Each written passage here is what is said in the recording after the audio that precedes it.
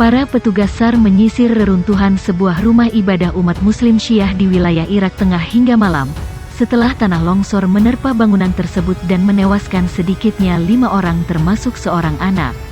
Setelah lebih dari 24 jam menggali bebatuan, kayu dan puing-puing lain, kami telah menemukan 5 jenazah, kata Jenderal Pertahanan Sipil Abdelrahman Jaudat kepada AFP sebagaimana dikutip VOA. Mungkin itu korban terakhir, tambahnya, sambil terus melakukan pencarian untuk mengantisipasi kemungkinan masih adanya korban lain. Peristiwa tersebut adalah tragedi terbaru yang melanda Irak yang kaya akan minyak namun miskin. Negara itu berusaha bangkit dari perang yang melanda selama puluhan tahun, namun terkendala oleh kelumpuhan politik, korupsi yang endemik dan tantangan lain. Juru bicara Pertahanan Sipil, Nawas Sabah Sakar, sebelumnya mengatakan bahwa antara 6 dan 8 jemaah dilaporkan terperangkap di bawah reruntuhan bangunan yang dijuluki Katarat Al-Imam Ali, di dekat kota Karbala. Rumah ibadah itu didedikasikan untuk Ali bin Abu Thalib, menantu Nabi Muhammad SAW. Menurut tradisi Syiah, Imam Ali dan pasukannya pernah singgah di tempat tersebut ketika dalam perjalanan menuju Perang Siffin pada 657 Masehi. Tim penyelamat yang mencari korban selamat setelah sebuah tempat keramat Syiah di Irak yang sebagian runtuh berhasil menemukan 3 mayat lagi, sehingga jumlah korban tewas menjadi 7. 4 wanita dan seorang anak termasuk di antara mereka yang tewas ketika tanah longsor melanda Katarat Al-Imam Ali pada hari Sabtu, kata Direktorat Jenderal Pertahanan Sipil. 3 anak lainnya diselamatkan dan dibawa ke rumah sakit, lansir BBC. Gunungan tanah yang berada di sebelah tempat ziarah itu, 28 km sebelah barat Karbala, diyakini runtuh karena tingkat kelembaban yang tinggi. Gunungan itu menampung air dan, malangnya, tidak ada seorang pun yang menyadarinya, kata Daifalah Naim, seorang perawat di mobilisasi rakyat, kelompok paramiliter yang didominasi oleh milisi Syiah. Pada hari Ahad, Presiden Barham Saleh memuji para petugas penyelamat sebagai pahlawan dan menyatakan belasungkawa kepada korban dan keluarga mereka.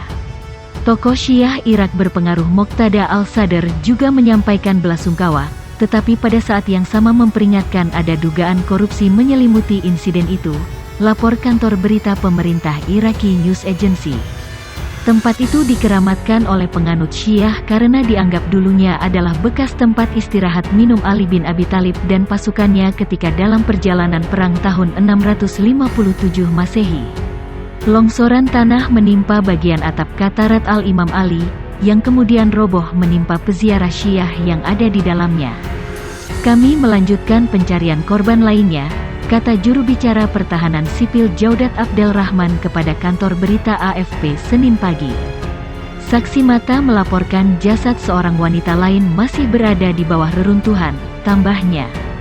Setidaknya 4 orang tewas setelah tanah longsor menghancurkan sebuah kuil Muslim Syiah di Provinsi Karbala, Irak Tengah, kata Kementerian Kesehatan.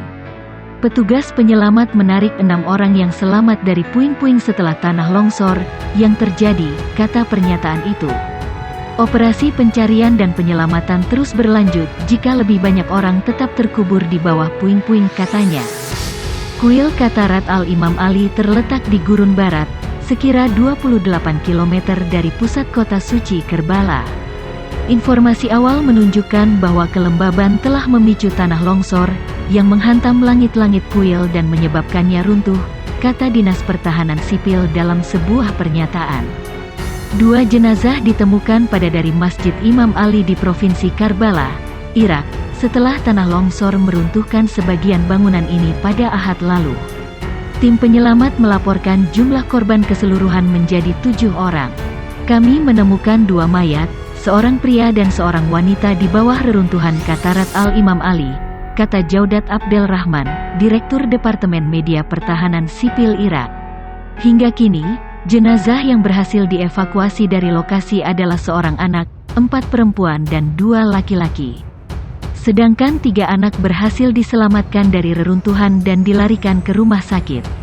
Kami terus mencari korban lain, ujar Abdelrahman, menambahkan bahwa saksi mata melihat tubuh seorang wanita masih di bawah reruntuhan.